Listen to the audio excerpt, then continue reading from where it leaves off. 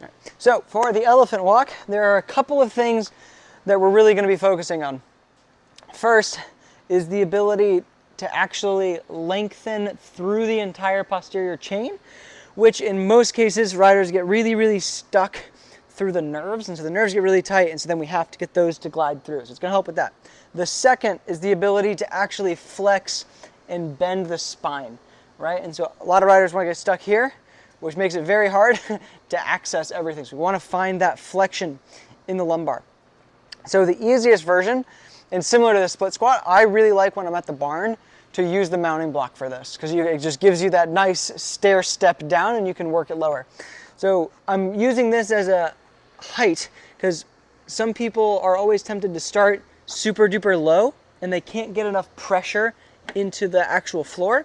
So if you start a little bit higher, it'll let you find the ability to press down and almost like using your abs to push. Right? So you're pushing down, and then what we're going to do is we're going to bend, and then we're just going to straighten one leg. We're going to bend, and then we're going to straighten the other. And we're just going to keep working that. Bend, straighten, bend, straighten. And what's going to happen is you're going to feel a stretch through the back. And so you want this to be probably a 7 out of 10 intensity. And if it's not, that's usually a sign that you need to go lower, right? And so if you only have something this height, you can go down to elbows, and that can be a good way. And you press into it, you get your abs engaged, bend, and then straighten, bend, straighten, bend, straighten. I personally like, it's very useful as you can contract your quads to help open up the hamstrings. And so you bend, contract, straighten, bend. But over time, as you work this, again, consistency is key. As you do this more, you will start going lower. So you can go, again, if you had a mounting block, you can go to step 2. We're going to use this. So we get down here, and then I'm pressing into here. Now, I'm going to bend, press down, straighten one leg.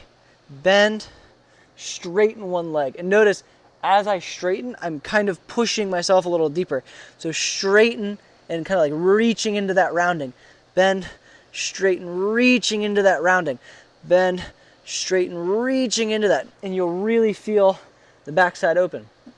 Now eventually, as this gets easier, you'll be able to work down towards the floor, right? Where you can go down here, and you can bend, and then you can straighten.